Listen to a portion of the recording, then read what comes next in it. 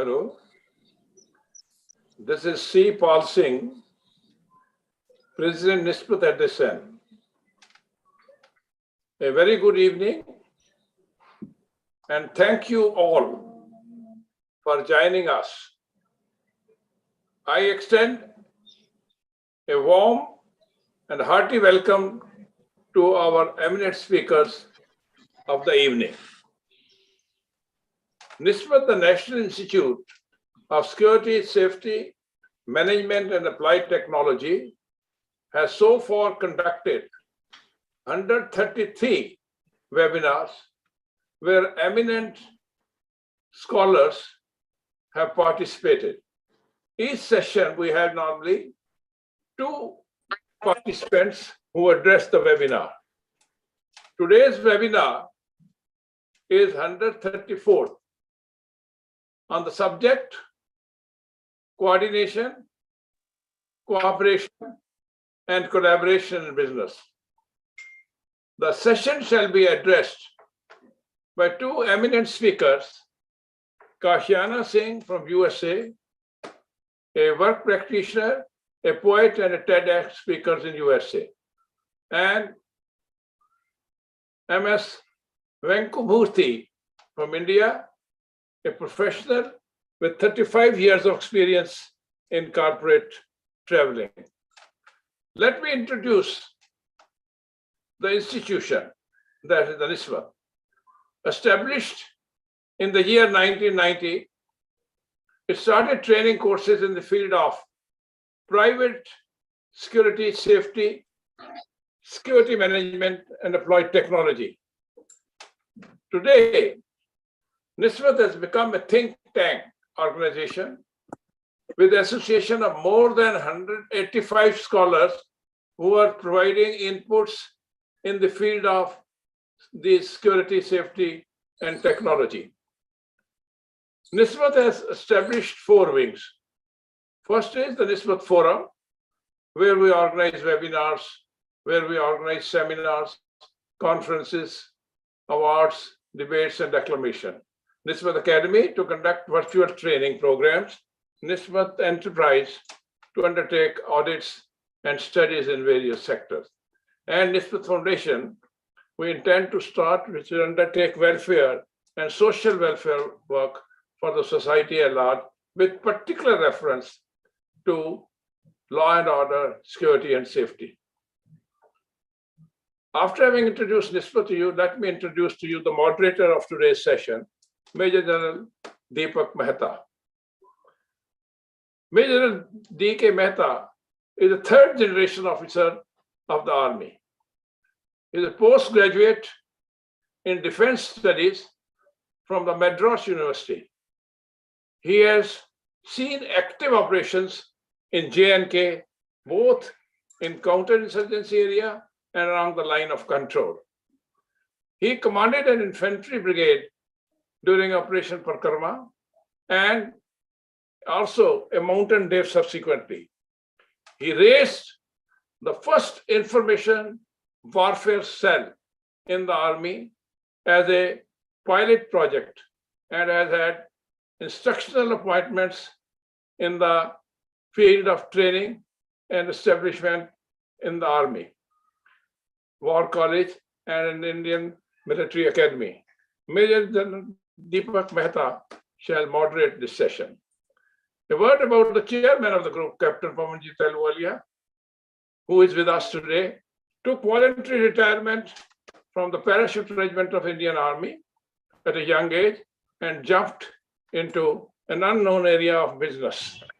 He is a businessman, unafraid of telling the truth, a thoughtful and inspiring leader. He is adept in creating alliances. He is a past president and former chairman of the Council of International Investigations, USA, and is an awardee of Malcolm Thompson Award and Kotelia Award. After having introduced Mr. Pawanjit Ahluwalia, I'll say a few words about the subject coordination, cooperation, and collaboration, which is to be addressed by the 2 speakers. The subject of this webinar was selected and decided by us with the hope that it attract the interest of the delegates about the value of exploring, value of understanding, value of identifying why and how the organizations need to work along with each other for effective results. Coordination, cooperation, and collaboration are normally the core of any inter-organizational relationship. Since this trilogy has received extensive attention in the business world, a brief clarification of the exact meaning of these three terms is perhaps important, because more often than not, one is overlapping the other and people don't have exact idea as to what the word means in the business world. Now, coordination can be defined as deliberate and orderly alignment, an orderly adjustment of the partners to achieve giant goals, while cooperation is a giant pursuit of agreed goals. The goals have been agreed, but you have to giantly pursue to attain these goals. And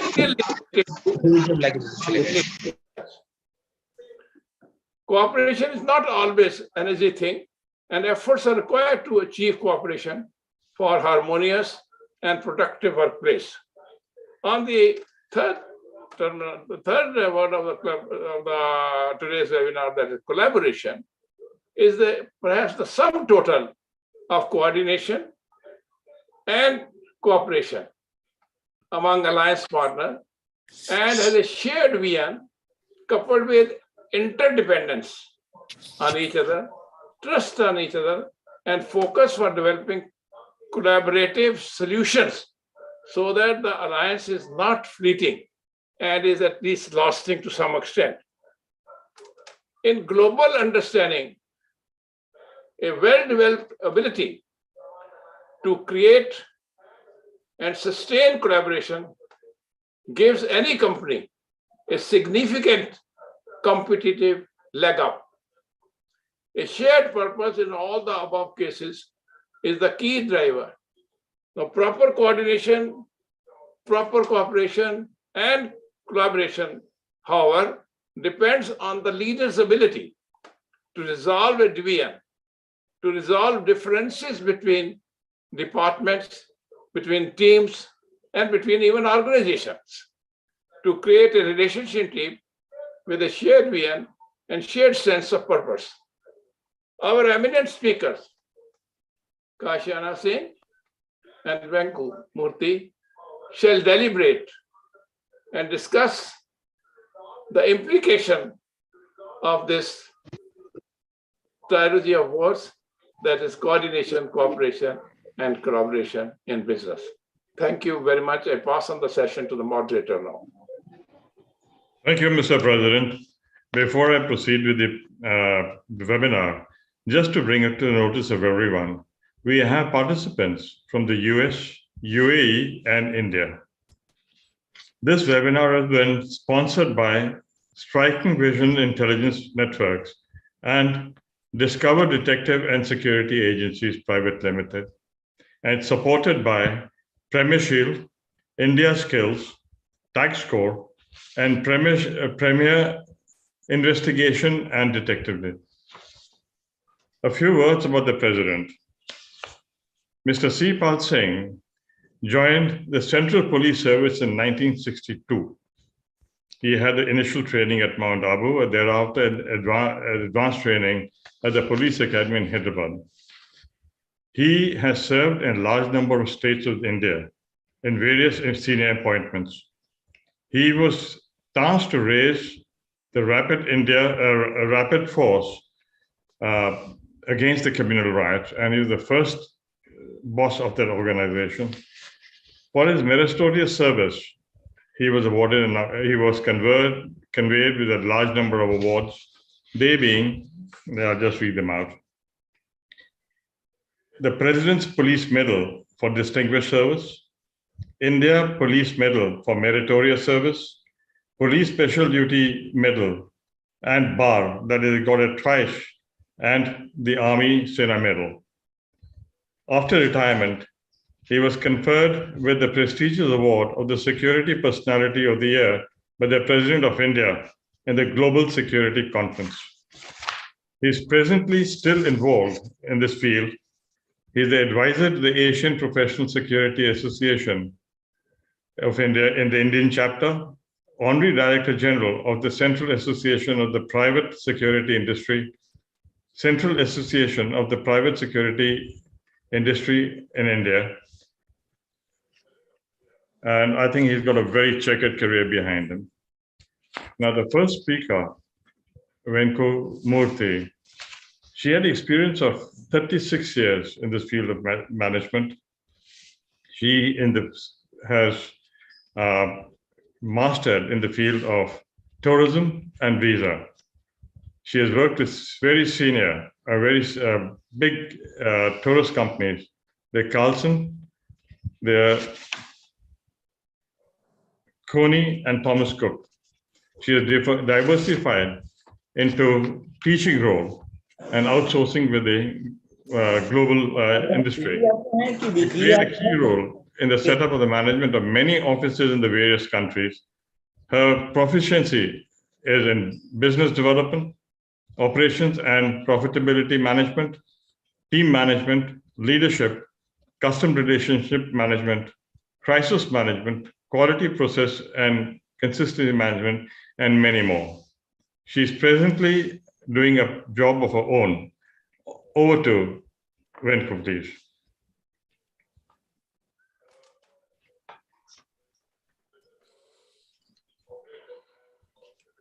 Thank you very much for the introduction. I'll just start sharing my screen.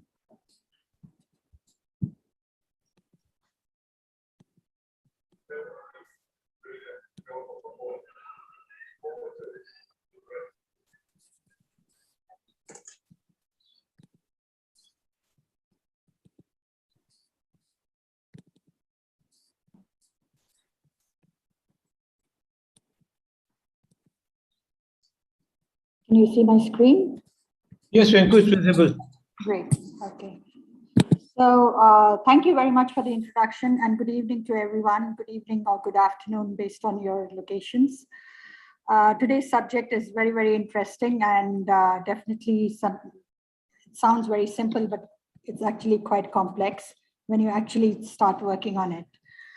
I would like to divide this. I think the cooperation, coordination, or collaboration starts basically with communication, which definitely needs to be very clear and very crystal clear in what you really want to convey and what the exact objective is. Important for us to really understand the definition of each of these, and therefore I have listed them down. And just as President Sipal Singh said, cooperation is actually more of an individual goal. This individual goal is basically given if you're working in an organization normally starts with the head office. You have your executive chairman, you have your executive board who convey the message, you have your departments, the message goes down to the departments, you have your team leaders, your departments, and the individuals. That's where the individual goal comes. And cooperation is basically an individual goal. Coordination is normally done by the team leaders and the department heads to ensure that there is a systematic alignment of the objective that is to be achieved by the management. Collaboration is the shared creation, the final outcome of the entire process. This process can be both internal and external.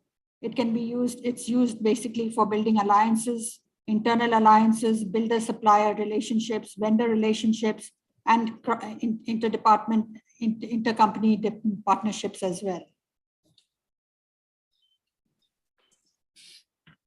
What's important here for us to understand is what are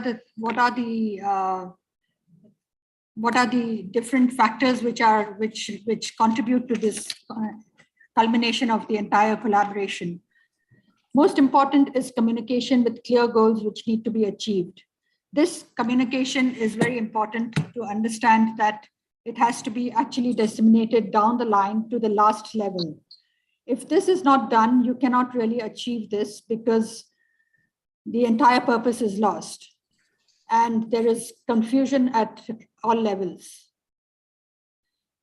The objective has to be realistic, something which can be done by each of the individuals and by the teams.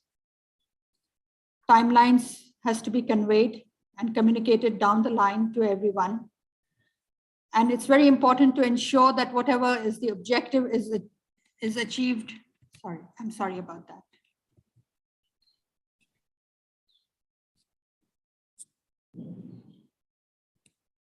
It's important to understand that the commitment has to be done within the timelines, and to also understand what are the interdependent roles that each department plays. This finally results in the credibility of the organization. Sizing for the objective is very, very important. I'd like to quote a little example over here, which is very important.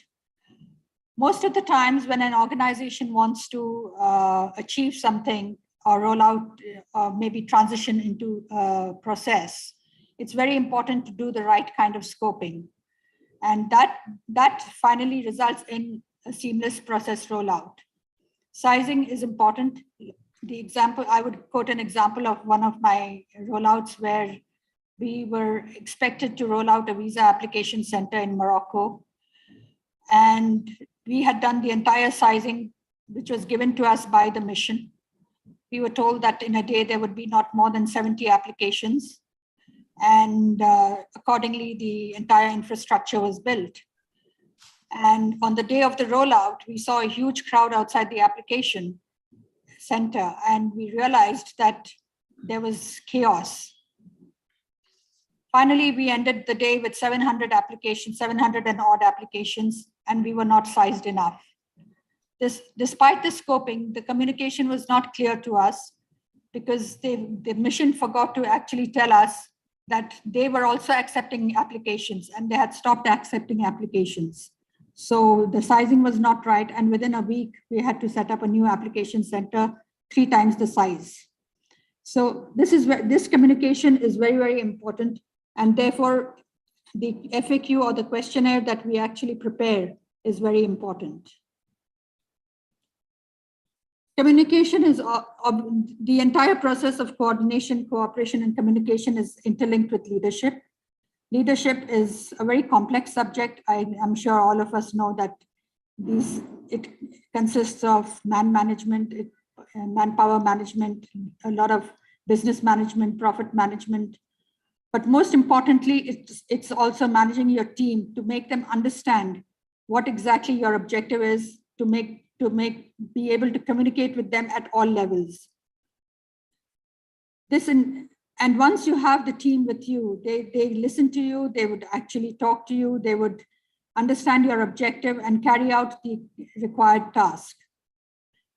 Empowerment is most important because without the empowerment, there will be no cooperation at all, and neither will they be able to achieve the objective. Decision-making is very important, I would say at this point of time, because without decision-making power, you cannot really achieve what you really want to do. Timelines is something we have already spoken about. I would like to talk about a few instances over here in terms of successes and failures. One of the instances here that I would talk about is the specific successful mergers that have happened. There are 3 examples that I would quote. One would be KLM Air France. The other would be SOTC Coney. And the third is Thomas Cook and SOTC. It's important to understand what was the objective of each of these. KLM Air France, the objective was very clear: increased market share, consolidation. Both the brands are very, very strong brands. And there were huge cultural differences despite the fact that they are both European airlines. There were two different managements. There were operational challenges. There was compensation differences. There was a dissatisfaction amongst the employees. There were loyalty members of both airlines who were dissatisfied because of the change in the cultures of both the airlines and the change in routes. All these were things that were not factored into at the ground level.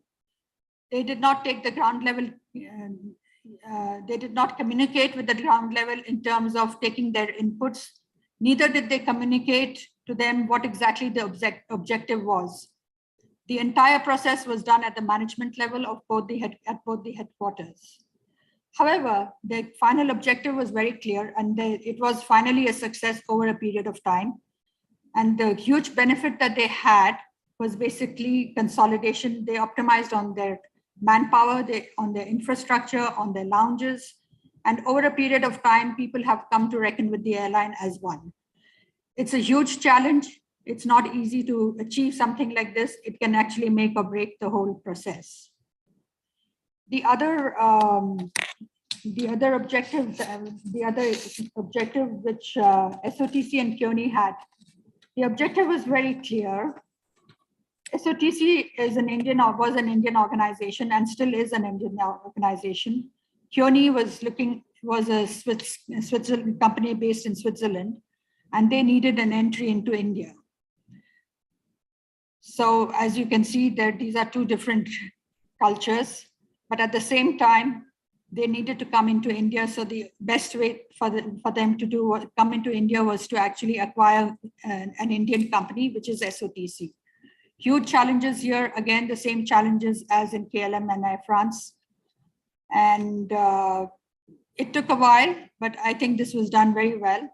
And the entry into India happened over a period of a couple of years. It was not a very easy task, but at the same time, it was achieved within a period of 2 years, as I mentioned earlier. But there was a little dissatisfaction down the line, also because the entire process was not communicated at the network level. Thomas Cook, SOTC, both of them based in India, excellent rapport between the two companies. The objective was very clear. It was basically consolidating themselves, optimizing on costs, and of course, getting a greater market share and killing competition. So this matchmaking is very important. And I think what we have learned over a period of time is the fact that both the cultures need to match. Communication has to be sent down the line right to the lowest level, so people understand what the actual objective is, so that they act and work accordingly. However, there have been certain failures as well, and it would not be correct for me to name companies here, but there have been instances and there have been mergers, attempted mergers, which have fallen through only because there was lack of commitment from both sides or from either side. The fact that there was no sharing of information or full transparency of information being shared, part information being shared, so communication was an issue. Lack of coordination, time zone issues, and inability to manage the mentality of people, I would say. And the entire operation had to be, the entire collaboration had to be aborted over a period of time. 6 months of time was wasted between the two companies, but at the same time, nothing was achieved. So it's important for us to understand that these three factors, there are a lot of C's that we can talk of. It's cooperation, coordination, collaboration, communication, credibility. There's a lot more that one can talk about. It's a very intense subject, but these are the fundamentals, and it's important for us to know that the objective has to be very clear and disseminated down the line through the leadership and through the right channels. That's what I have to say right now, and I guess my time is up.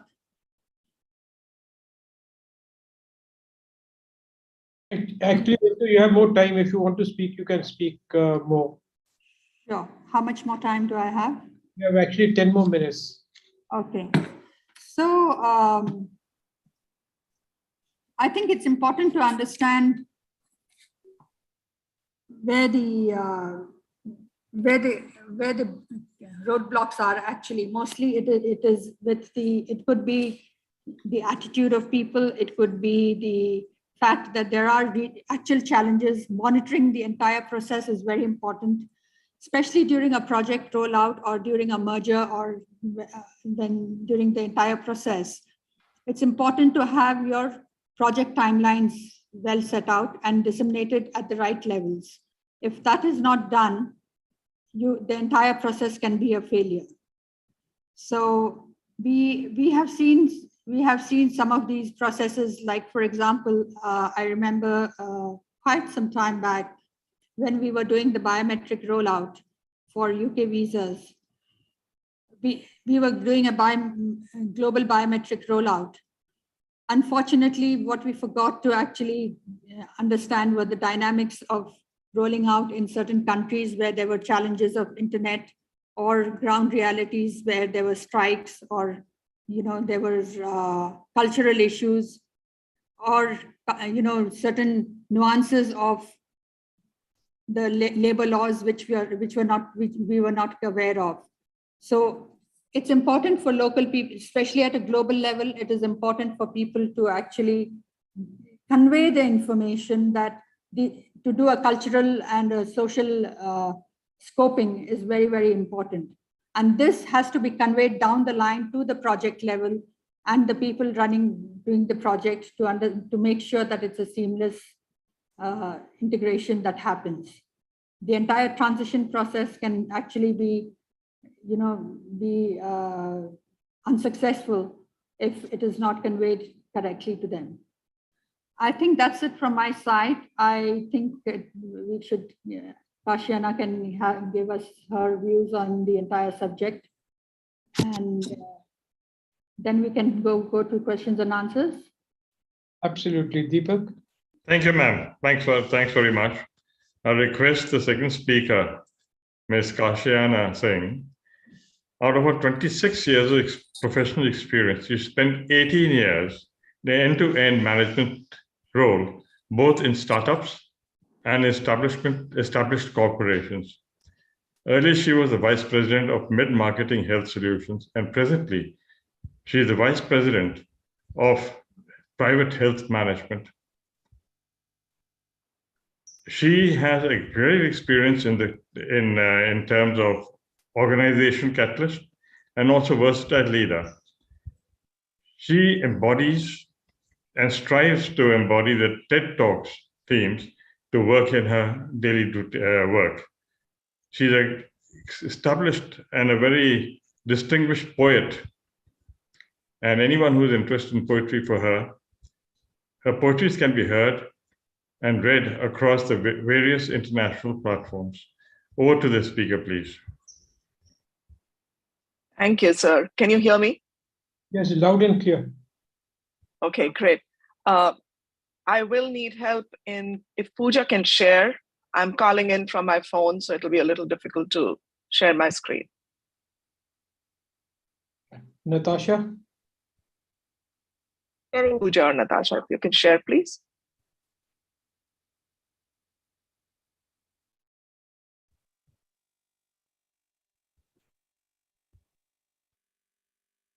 And while that's coming up, Venku, thank you for your detailing on the 4 C's, but also the brilliant examples, right? The best way to learn is with storytelling. And I love that you brought forth real life examples to the table in terms of what really the 4 C's or C's, right? Whatever number of C's, like you said, we can bring into the topic. So first of all, before I jump in, thank you to Nismat, thank you, Pavanjit Ahluwalia sir, the chairman, Deepak sir, thank you for having me, and Venku, it's great to be covering this subject and topic, which, like you said, is both complex but equally critical with the audience today. Thank you. If we move on to the next slide, I'm going to skip through the first few very quickly because we've covered the definition a few times, but I do want to call attention to this picture on the screen. And if you see the C there, the C is a chain of human beings, right? And that's really kind of the essence of what we are talking about. Whether you talk about collaboration, cooperation, coordination, communication, credibility, context, criticality, all of that ultimately is human chain and human linkages. And we'll go into a little more detail about what Venku said in terms of how that matters with regard to culture and with regard to project management. Let's move on to the next slide, Pooja. And I'm not going to go and talk about the definition specifically again, because both the chairman and Venku covered some of the definition. But let me just say, in my view, collaboration is about the criticality to understand and let the team that's at play, or the teams, because it's always more than one team that is at play, to understand what is intended to be carried out, right? And generally speaking, there should be, and this was part of Venku's example in terms of the Morocco Visa Center, there has to be a wide degree of latitude or flexibility in the system. And when I say system, I do not mean the technical system, but the system, this human chain of system, whether in terms of project management, scoping, testing, evaluating, burning in the project, and ultimately that delivers the highest level of collaboration at place.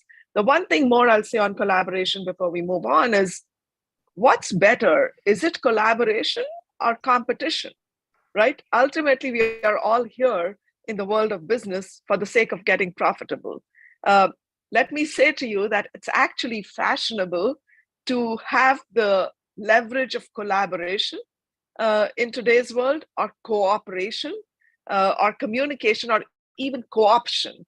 So competition is being replaced. The word competition, or the theory of competition, is being replaced by the theory of collaboration. And it's almost fashionable for business leaders to bring the term collaboration or co-option to the business world and to the boardrooms today. And that's how important collaboration is. Let's move on to the next. Cooperation. Like I said, I'm going to take a very simple example of a child. Two children independently have picture books, right? Coloring books that children need to use, but they only have a shared set of crayons. Each child is primarily concerned with their own picture because they need to color the picture and get it right. However, the two children agree to use the common box of crayons while they're actively coloring the picture. So if one child needs a particular crayon that's already in use by the other child, then that child lets the other child know that I need that crayon. That's the simplest definition of cooperation, and it happens every day, day in and out in our lives and our daily routines. It just needs to be expanded and extrapolated to the corporate environment, whether it's in terms of mergers, acquisitions, or alliances, or otherwise. Move on, Pooja. The next one is coordination. And again, I'm not going to speak to the definition, but I think I want to pause here and say, let's again just pause for a second and understand what are the different alliances, right? And again, Venku, thank you for referring to the different examples. But for a second, there's slight nuanced differences between an acquisition versus a merger versus a strategic alliance that can change the level or the positioning of these 3 or 4 C's in the process. So an acquisition, as we all know, is the takeover of a target organization by a lead entity. A merger is a combination of organizations which are usually similar in size and in size, and a new organization, or what we call a new co, gets created, and neither one of the parties is acquiring the other. And a strategic alliance is truly a collaboration. It started most often in earlier situations with non-cooperations and with non-profit organizations. but it's obviously become very common in cross-business and cross-industry situations. And it's basically intended to leverage the strengths of each party to achieve a common goal. So I wanted to spend 2 seconds there because there is a slight nuance that starts to happen depending on whether you're at the forefront or a part of a merger or an acquisition or an alliance, and each one of them can have success or failure depending on how you position these 3 C's in them. Let's move on to the next one, Pooja. And the next one is communication. To me, the way I like to think of it is communication is at the core of these 4 C's. It's become extremely important, even more today in the virtual world that we live in. Like Sir Deepak said, people are calling in from all parts of the world, and that's enabled through what we call asynchronous communication, right? So communication in today's world can be synchronous communication, which is real time, or in person, and asynchronous, which is non-real time, combination of virtual and in person. Employees themselves communicate with other employees during these mergers and acquisitions or alliances. And what could that do?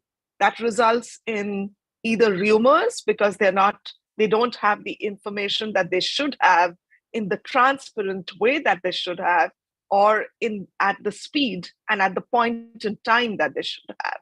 And that's challenging when rumors start because it's hard to manage rumors. And speculation is never a good way. Speculation should never be a strategy. And that mostly, very often in the early stages of these mergers and acquisitions, we've seen, and I have lived through them, that the business and the floor on the organization becomes a rumor mill. And how do you plan for communication such as to disseminate relevant communication and remove harmless communication, and also to encourage storytelling? Like I said earlier, Venku just shared stories. The best way of communication is storytelling, but as part of the project plan and as part of the communication plan, leaders who are running it need to be clear on what is the story we want to disseminate, what's the story we want to propagate, what is the key words we want the organization, whether it's a newco in terms of a merger, or the acquiring and the target company in terms of an acquisition, or the 2 nonprofits in the case of an alliance. And ultimately, that helps impacting the goals of the strategy. What it also does, it builds employee loyalty and trust that's needed, because ultimately it's a human resource-rich environment that we live in today, and it reduces culture clashes, right?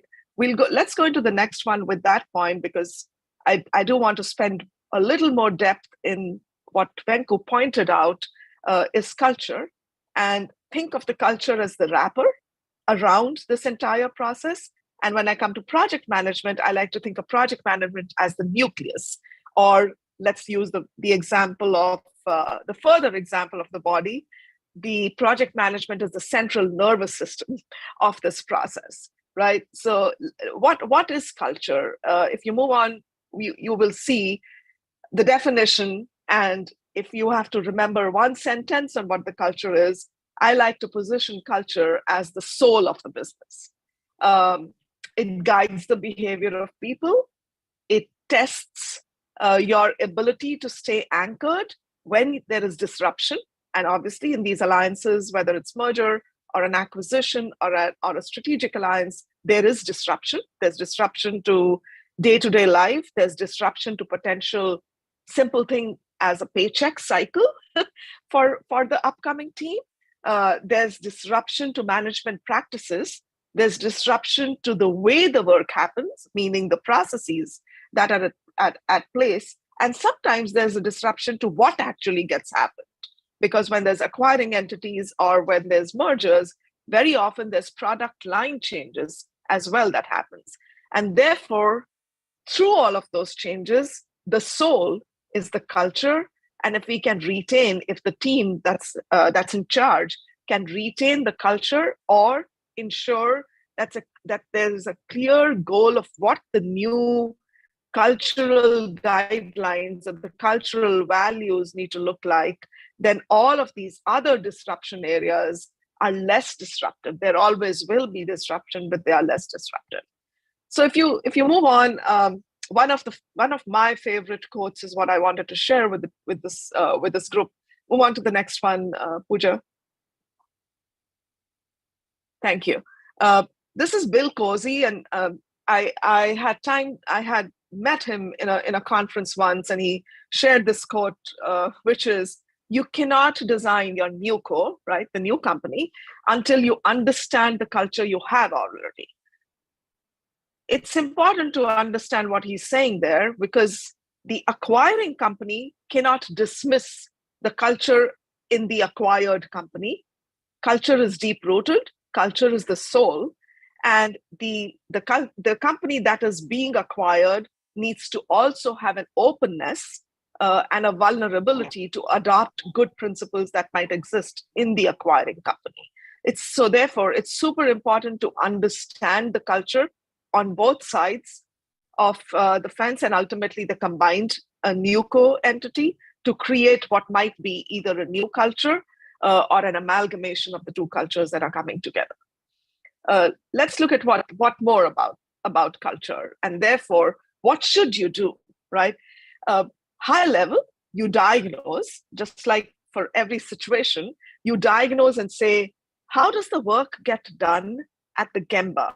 And for anybody who doesn't understand what the Gemba is, in Japanese Lean and Six Sigma philosophy, the term Gemba is a Japanese word which stands for where does the work get done, meaning the floor, right? And obviously we have to remember that the floor today is a virtual floor, but it's important that leaders are not operating at a 50,000 feet level, and the project managers are not operating at a 50,000 feet level, or the consultants are not operating at a 50,000 feet level, but operating by understanding what happens in the Gemba. How does the work get done every day? What are the handshakes that happen every day? What are people passionate about? Why do I come into work every day as an employee besides just carrying home my paycheck at the end of the week, month, or bi-weekly, as the cycle may be? So diagnosing how the work gets done is the first step to understanding and then integrating cultures. Then you prioritize, and not just prioritize, you prioritize relentlessly, because there can be 250,000 things that are needed in a merger and an acquisition or an alliance, but prioritizing relentlessly is important to execute effectively. Then, of course, you plan, right? And this is where project management comes in. You plan using the best approach that serves the need based on your diagnosis and based on your prioritization.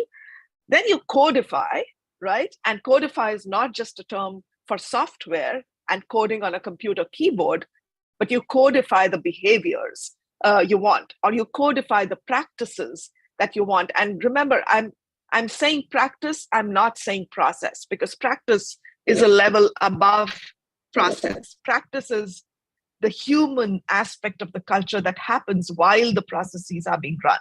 So you codify them, and then you role model them. A lot of the failures that Venku mentioned, there are two spectrums to the failures that might happen. One is lack of project management and lack of diagnosis and clear establishment of scope and the ultimate end goal. And the second is leadership. And when I say leadership, again, I use that generically. Let me use the word influencers. The influencers in the organizations that are going to impact the end result, not role modeling the behaviors they're expecting to be codified in the organization. So that's it's a very simple 5-step cultural integration plan, but it goes a long way if one is thoughtful about each of these steps and keeps coming back. It's not a linear process, it's a cyclical process, and you keep coming back to prioritize relentlessly as you discover new things about the two organizations that are merging. Let's move to project management before we pause for questions. And so, like I said, project management is both the nucleus and the central nervous system of this process. And before we move to the next slide, I want us to align to couple of things with regard to project management. This process, whether again, any strategic alliance, can be managed as a project, right? Or a program.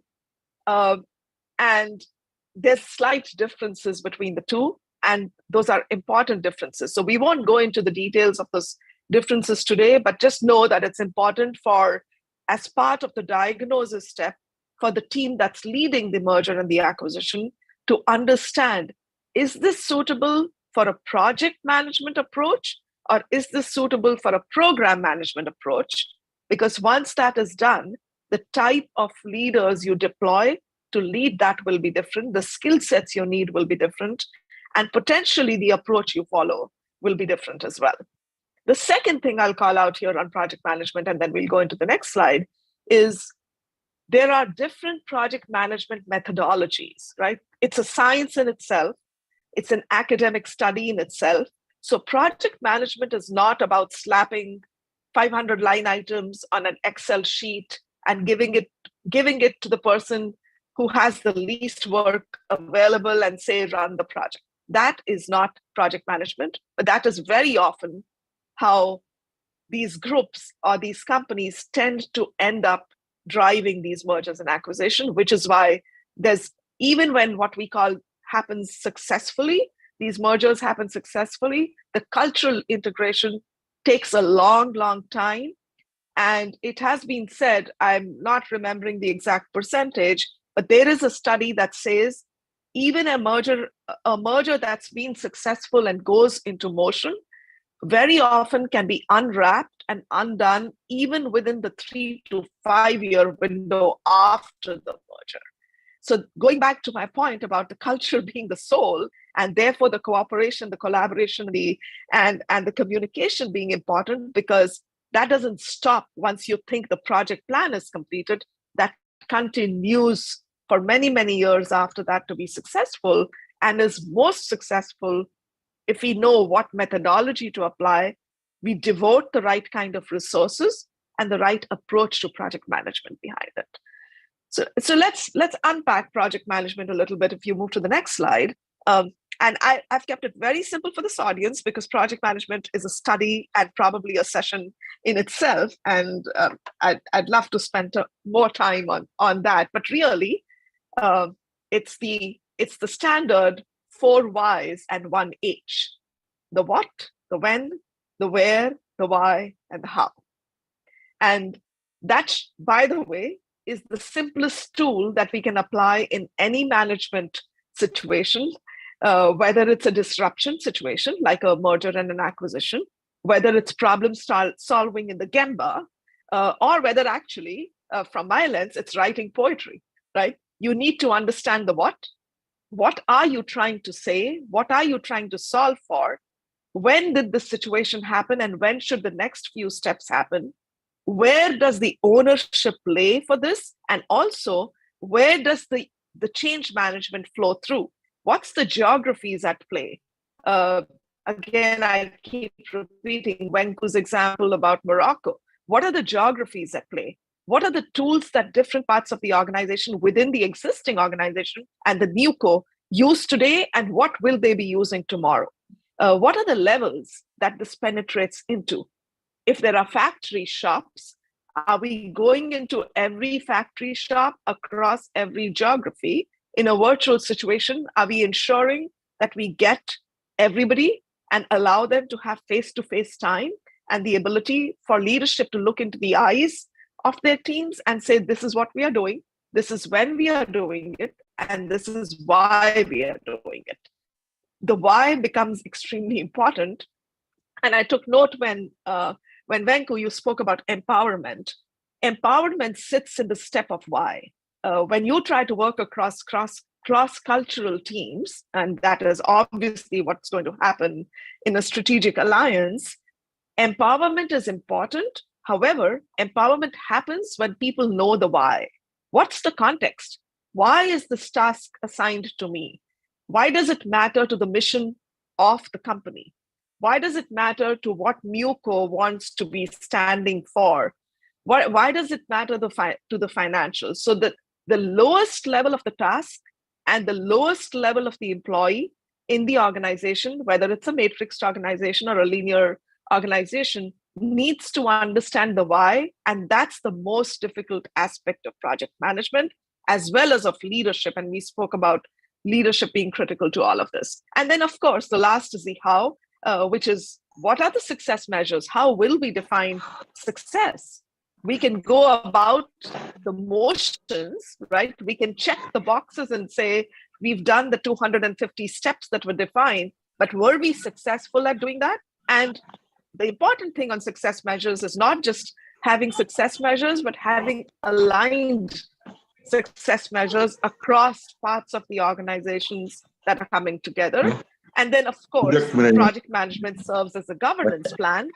The one last thing I'll say on the governance plan that fails very often is you do all of this well. What you see on the screen is all done well, but then the critical people on the team, the critical leaders on the team, the critical influencers on the team step away and think the magic will happen inside that project plan. And that's not true. The governance needs to ensure that there's continuous engagement by the critical influencers to drive the what, the when, the where, and the how. That's really how important project management is. And that's really how critical culture is to ensure that these 4 C's that we are talking about happen, but they don't just happen as cosmetic aspects of the situation, but as inherent aspects of the situation.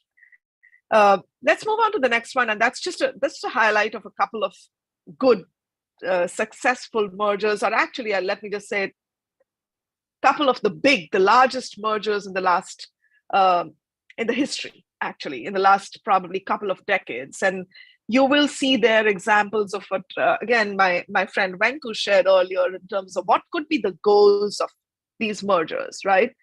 If you're merging as the same industry or similar industry, then obviously there's a goal about product alignment, there's a goal about financials, there's also a goal about geographies and where you're getting in.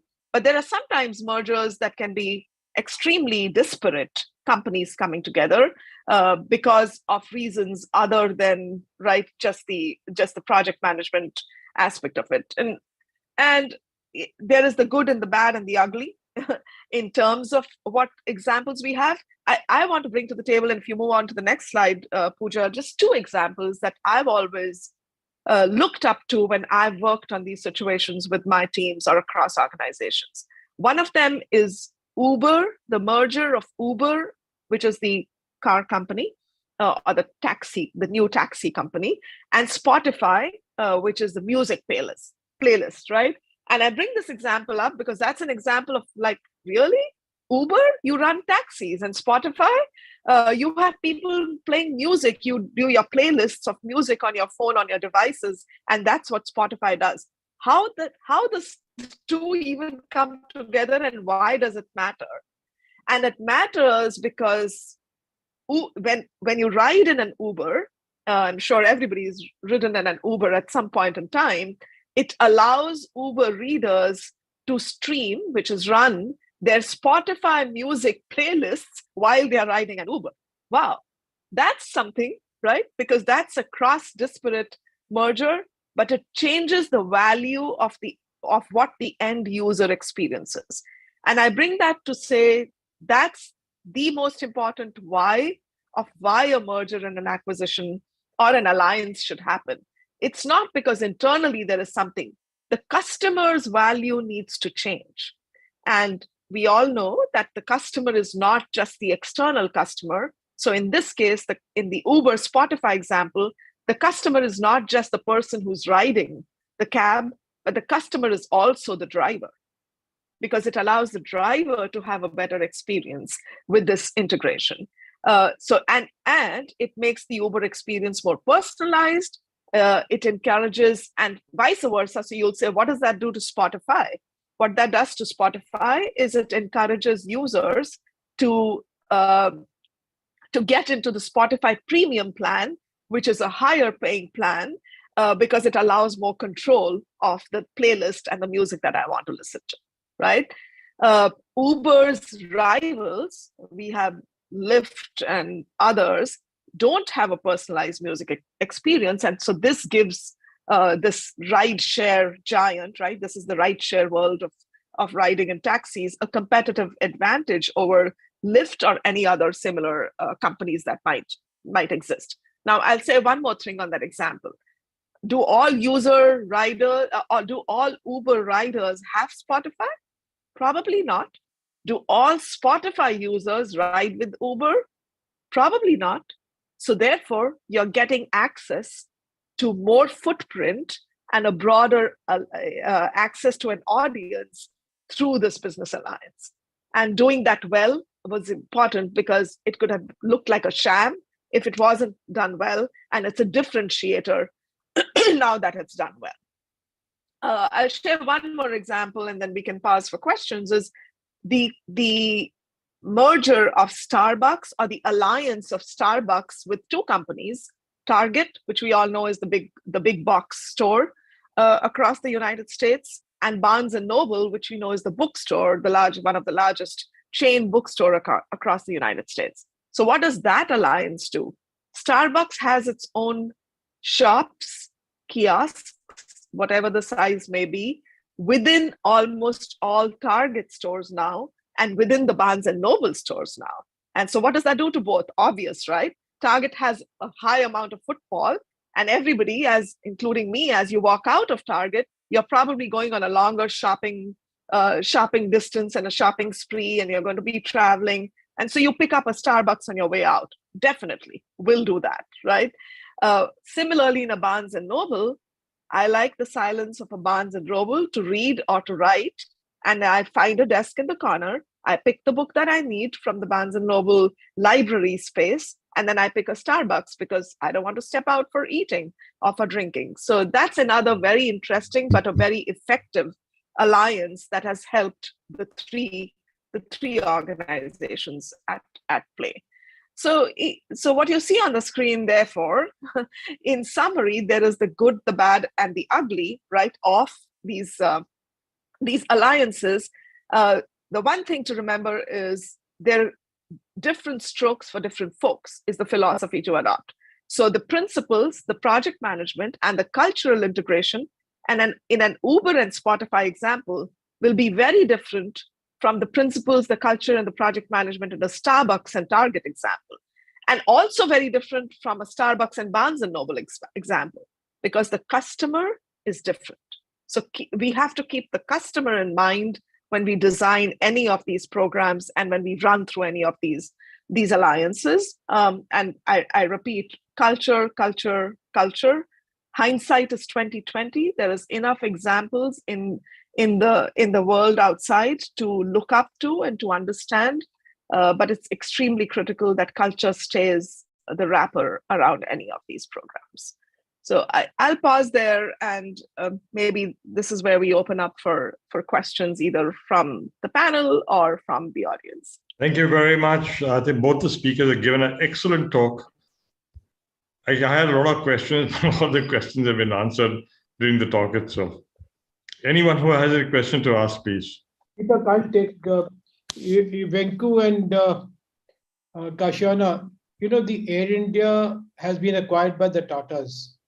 And the difference of complete, Kashyana has been talking of culture. There is a complete cultural difference between how the private enterprise or the Tatas function or the government way of functioning, which was in Air India. What are the challenges that would be there for this acquisition? And what should the Tatas be doing to succeed?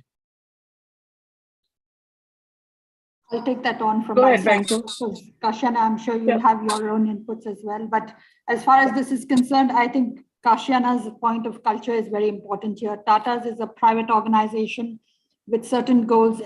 For them, the customer experience is very, very important. People working in Air India, that's a public sector, the mindset is completely different. It's a 9-to-5 job. They know that the job is very, very secure. Now with the privatization, the job is definitely not secure. There are higher demands in terms of service delivery for the employees who took it casually earlier to come to work at a time which was convenient for them is not possible. More than that, it's also in terms of compensation. Air India had certain compensation slabs which Tata may not have or may have. In fact, Tata's compensation slabs are slightly better than what the Air India slabs are. But in terms of culture, I think it was more the work culture, the customer experience, the aircraft, the maintenance of the aircraft. Private sector, the service delivery is very important in terms of the quality of the aircraft that is used, the quality of experience the applicant and the passenger has. A first class passenger must feel like he's actually traveling first class, not traveling in an old aircraft which has not been maintained. So the credibility is more important for a private sector than it is for the public sector. Kashana, you would want to say something on this too? Yeah. Thank you. I mean, I think what you're saying is 100% right? The most critical, there are multiple nuances, but the critical piece is the expectations of a high-performing culture, right? That's the change, because the Tata culture will be a high-performing culture. Now, the two aspects to that, right? Employees will probably know it's the Tatas, and Tata values are well known across everybody who's in the business world, will probably know that they don't have to worry about their jobs, but they also need to know that they will have to worry about what they deliver, and there will be what is going to be a performance management system, which a PSU, right? In a PSU situation, they're probably not used to, and so it's going to be different from them. From the lens of the Tatas, to your question, how the challenge is going to be to create and sustain the value proposition for these employees, right? And ensure that the value proposition is not just about the retention of the job, but what's the meaningful purpose to achieve the goals and align them with the organizational strategy. And I'll say just one other thing here, that in any of these situations, there will be in any organization, there always are what we call fence sitters, right? There are employees that are sitting on the fence anyways.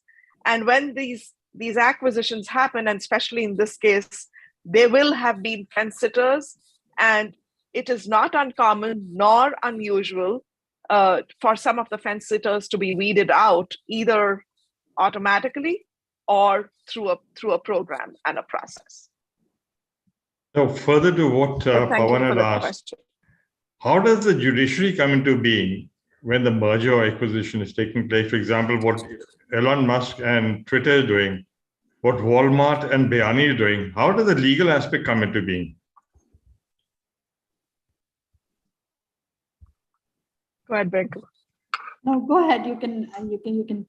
I would say that in this case, I think it was data sharing, which again, I think it's communication, but we are all outsiders. At least I wouldn't know much about this, but I would say that it's a question of sharing and communication. If the entire information has not been shared and communicated to Elon Musk's team, then he doesn't have access, and the access is duplicate. The information given is either duplicated or there's no transparency in the communication that has happened. But Kashana, you are on the ground, so you would have better information on this. Yeah, and I will. There's that example is a little off the normal as well, right? Knowing the personalities at play. So we do know Elon Musk has a personality that's coming into this play, which is why I said it's important that the organization is bigger than the leader of the organization, right? And so the organization that Elon Musk leads, or the organizations that he leads, haven't been able to become bigger than him from a persona or a personality. And when that happens, all of these other principles that we've spoken about become either subservient or irrelevant, right? Because there's a personality that's coming into play. And we won't go into the psychology of narcissism and the psychology of personality here, but we know what happens, right? When whether world leadership or organization leadership is led by people or that have narcissistic tendencies. And so that's a whole different aspect to your question, Deepak Mehta, sir. Thanks. Thank you. Right, but the point on legal aspects is there is a whole legal process, right? And Venku will agree to this. There's due diligence that needs to be done. There are legal timelines that need to be met. There is legal sign-offs that need to happen. But all of that gets overridden when you have the situation that you just brought up. I have a question. Yeah, please.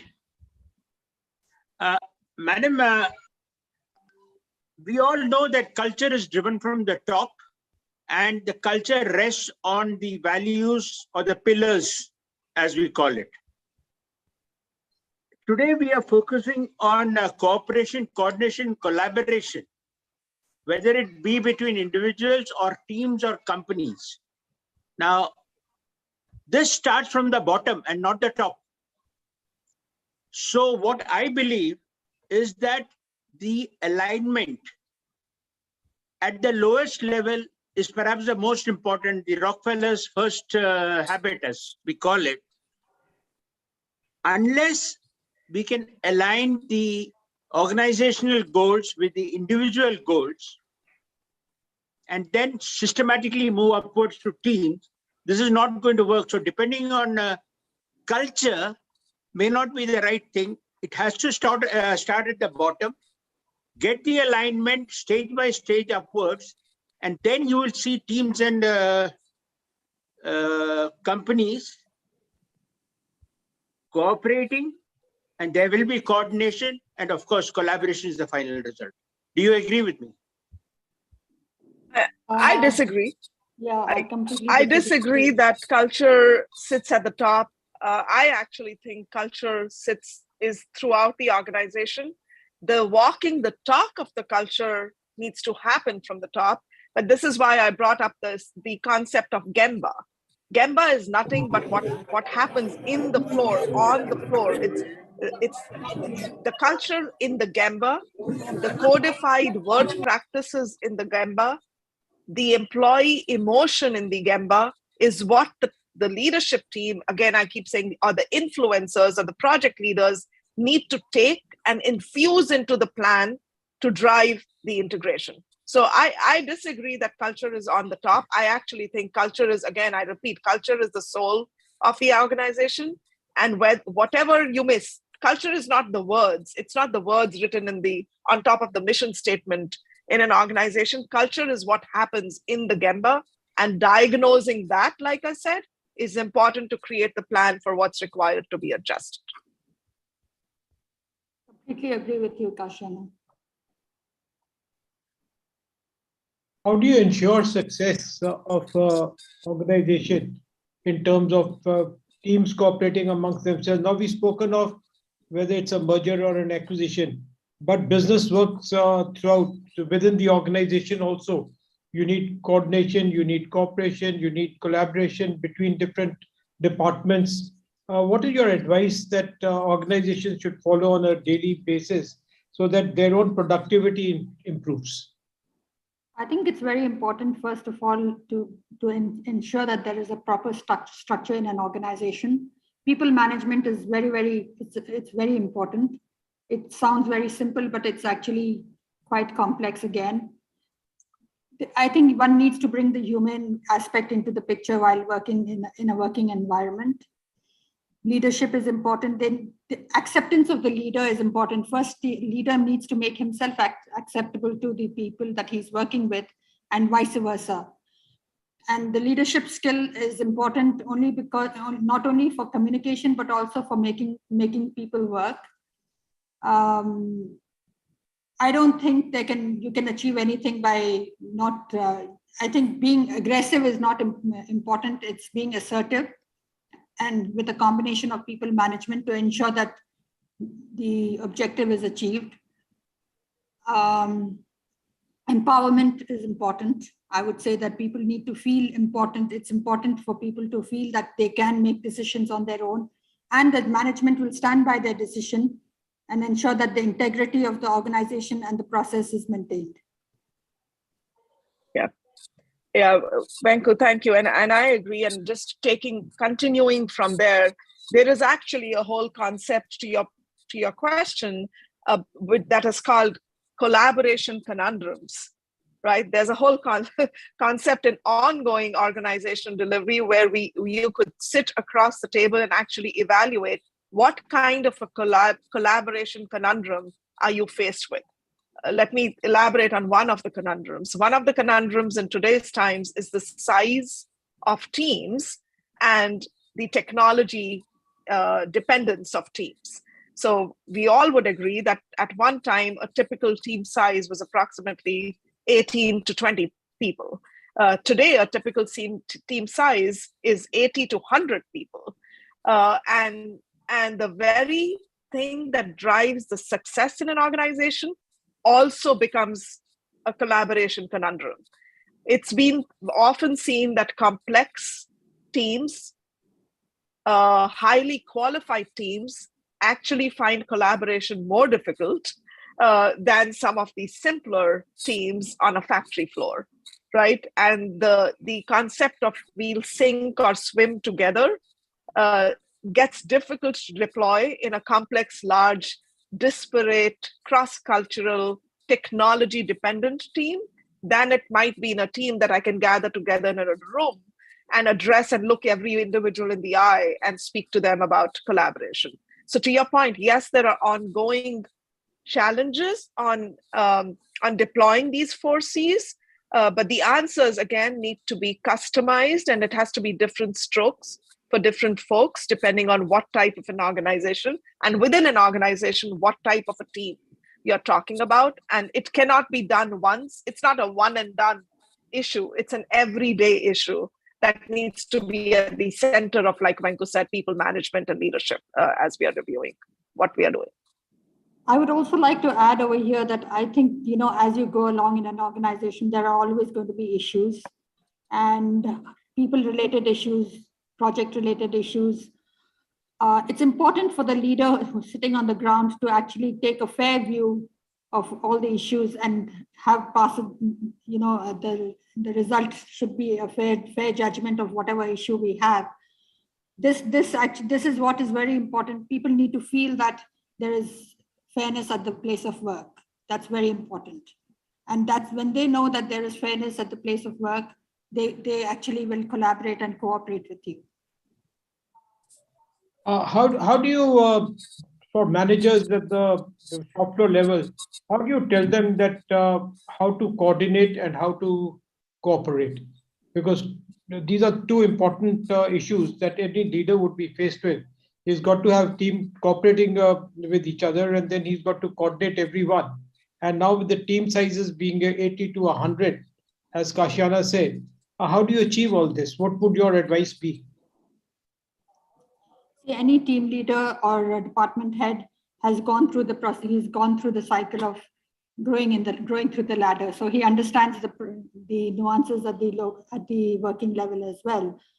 So he knows, and he needs to make sure that he takes his team along with him to make sure that the objective is achieved. It has to be timeline bound. He needs to delegate. He needs to empower his own people. He needs to motivate them to do what needs to be done within the certain timeline that has been given to them. So it's very important. He needs to handle his own issues with his team. Escalation matrix is very important. And at the same time, understanding what the actual crux of the problem is to be able to actually resolve the issue. He should not be seen as a weak leader. And the people working down the line, if they're well motivated and well directed, they would definitely cooperate and coordinate to achieve the ultimate result. Actually, the question which Pawan had asked, I think it depends on the size of the organization. If the organization establishment is small, like I can talk for the service I was in, we used to have a morning conference every morning with the principal staff officers. And so that once the instructions are passed, is common to all. Whereas in the larger organization, it could be monthly or weekly. And in the command headquarters where I was, we used to have a weekly coordinating conference. So that's all. It depends on the size of the organization one is working in. And at the level that Sorry, go ahead. No, Kashyana, your turn. Yeah, I was just going to add to everything that's been said, which is who we hire in those positions is also important, because you hire for leadership roles, right? So you cannot hire for individuals that, again, I'll take the Elon Musk example, that are there to be personal heroes, right, or for personal glory, but that are non-leader leaders, which means you work with the team and you drive through a leadership approach with the team. You have the right kind of emotional intelligence along with the analytical capability. To your point, Pavan sir, in evaluating what the situation is on the ground and adjusting your focus, right? Because collaboration, cooperation isn't a one and a done. Whether you have a daily huddle or a daily rounding, like in hospitals, you have rounds that doctors conduct, whether you have that daily or you have it on an emergent situation or you have it weekly, that's important because that drives the governing principles. But what's important is to continue to check and adjust based on what's happening on the ground to continue to drive collaboration and cooperation. I also just want to say, you cannot tell. This is not, you have to show. There's a difference between showing and telling doesn't enable cooperation, collaboration, or communication, but showing does, from top down and from bottom up. Yeah. And participating too. I think participating in the entire process. Leaders should participate in the entire process. Actually, hello, Pawan. Anji sir, yeah. I'm little interfering. No, interaction or interactional dimension between cooperation, coordination, and collaboration is possible through two more C's which they have added. One C is communication, and the fourth C or the fifth C is culture. Now the question only is that all these things ultimately depend upon creating that sort of attitudinal behavior from the lower to the top, keeping in view the culture you are having in the organization and the culture you are trying to achieve through collaboration. So ultimately, it is exactly the same thing you come to, is the interactional dimensions. And these interactional dimensions can be properly merged by a good leader, because it all evokes interactional dimension. You may have cooperation, coordination at lower level, cooperation at the higher level, and collaboration is an umbrella. And over and above, she had added, Venko has added communication, and Kashana has added that is culture.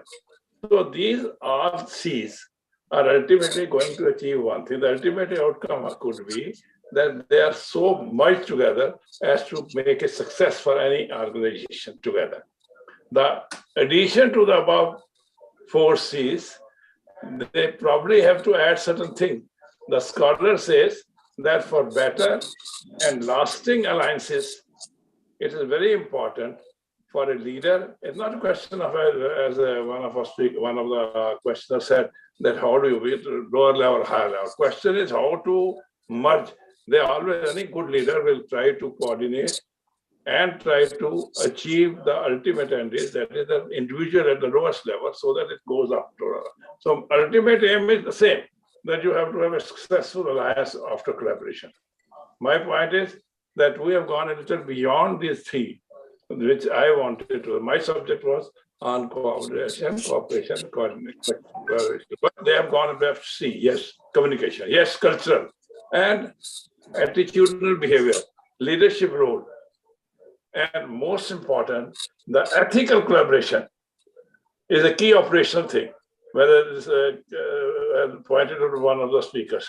So these are some of the dimensions for all these words, which you can take it further and further. I have one last question. What is the advice that you would give to the real managers on the ground to improve the ability of cooperation in their teams? What should they do to improve coordination? I can jump in. I would say everything that the chairman just summarized and we've been talking about.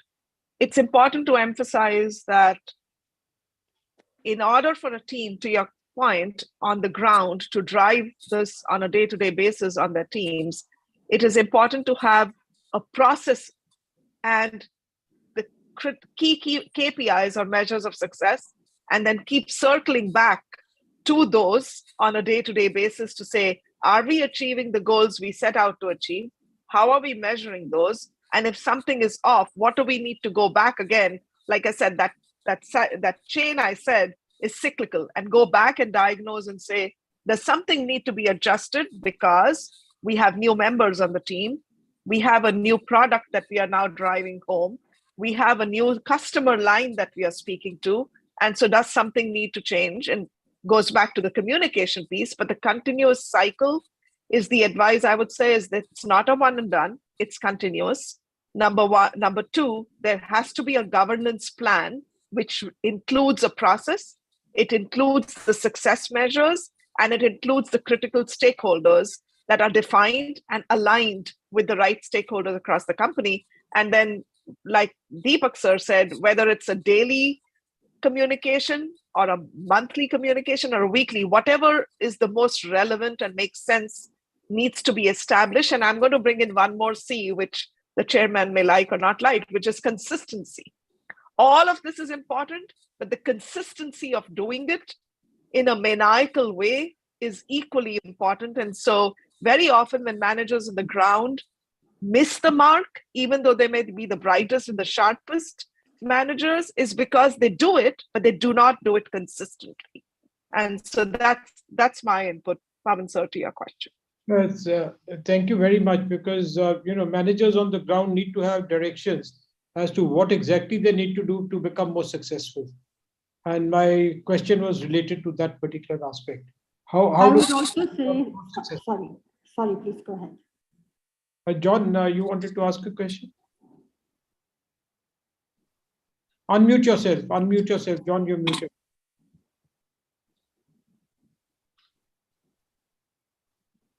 There are basically 5 departments in my company. It is sales, operations, customer relations management, HR, admin, and finance. Basic structures. What are the steps I need to take to ensure that there is cooperation, coordination, and collaboration between these departments? What are the specific steps I need to take? Most I can't hold important on is, culture. I need to take steps. What are the steps you recommend? Most important, I would say, is that you need to have weekly interdepartment meetings, because most often the mistakes that management make is isolating the departments. It's important for people to have a holistic view of what's happening in the organization. Rotation of job is a very good example, but interdepartment meetings with the heads is very, very crucial. And of course, having team meetings, town halls with the employees is very important. I think that would be the base. Thank you very much. I take your advice. I would add, absolutely agree. To your point on specific steps, I'll keep going back to what I shared. Ask yourself the question of, have you understood and aligned first within each department on what the outcomes are, and then understood what the collaboration across departments needs to be, and establish that on paper. So culture is not an esoteric idea. Culture translates to the process on paper.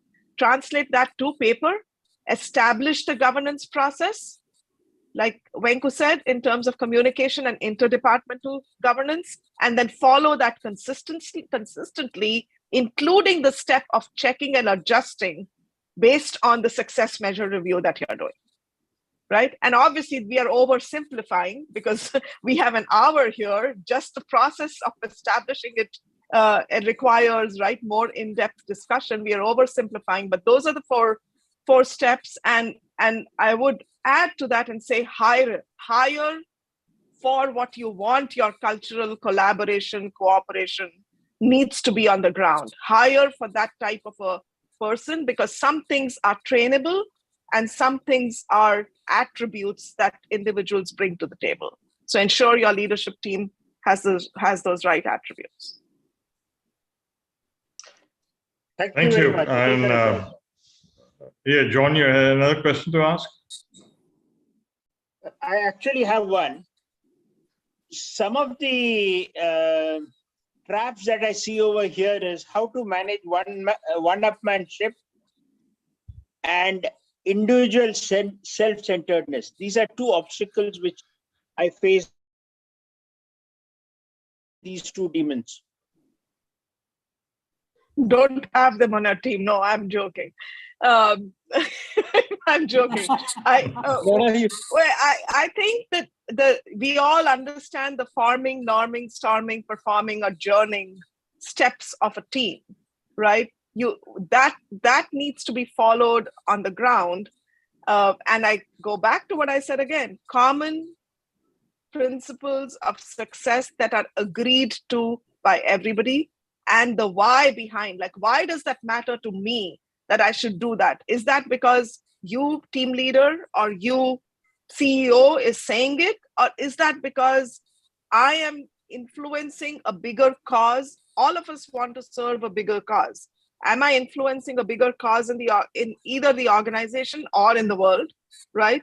And then to your point, the one-upmanship goes away, because now there is no question of one-upmanship, because there are calibrated goals of success. Now, there always will be variance of behavior and variance of leadership on the team. And that goes back to the process of review and alignment, and ensuring you're adjusting your leaders if you think they're not suited for that role. But every leader is suited for some role, because that's why they're in that position. And you need to cross adjust. I think Venku mentioned it somewhere, rotational opportunities. So do you need to change the team mix and the combination of the team if you're seeing a lot of the one-upmanship type of behaviors seeping into your team? But to come to the realistic point of view, Dr. John, yes, one-upmanship is there in every organization, and it's a difficult demon to deal with. And a shining star will shine at some point at the ground level. Thank you. I think we have had a very illuminating exposition by both the speakers and a very fruitful discussion thereafter.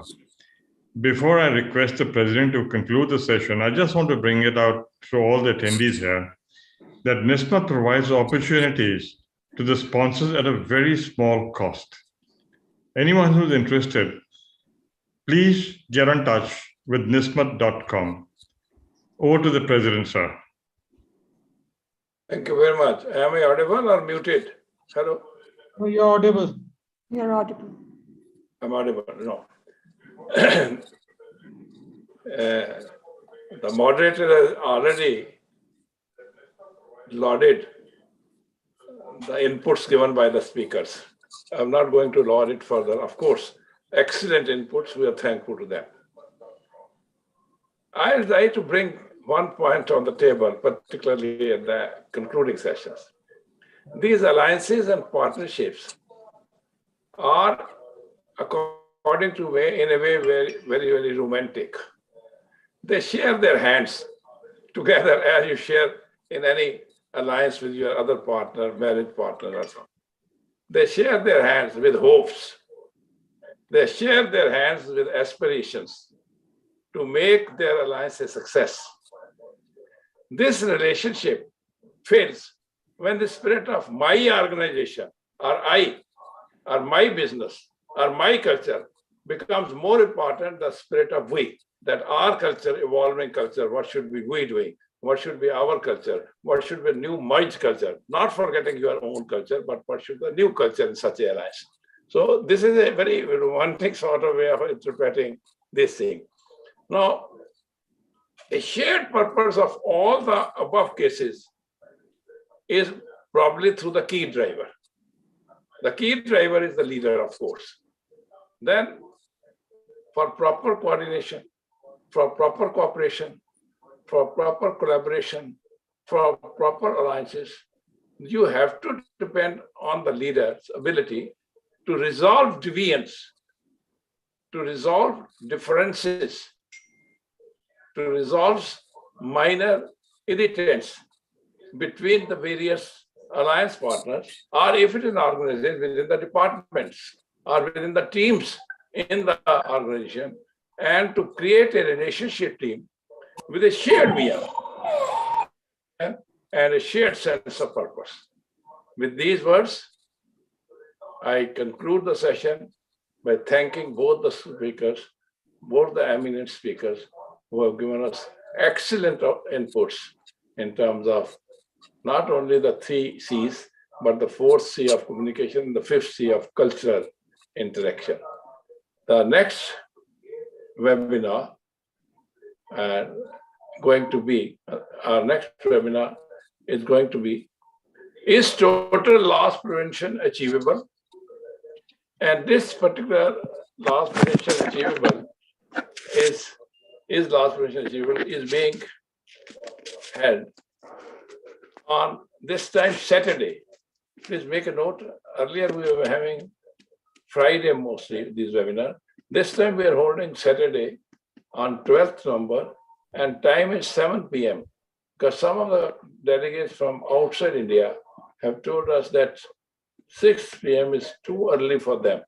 So we have shifted the time to 7 p.m. for this particular webinar. Is total loss prevention achievable?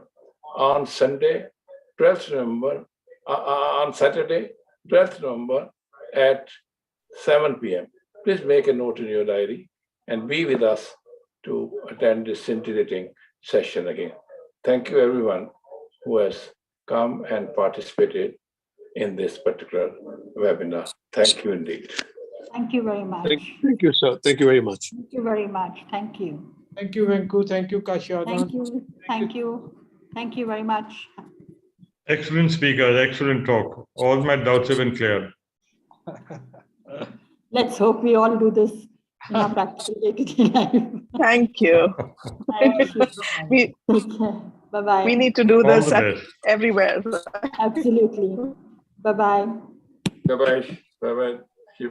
Thank you, Venku. It was a delight to be with you. So appreciate it. Bye. Thank you.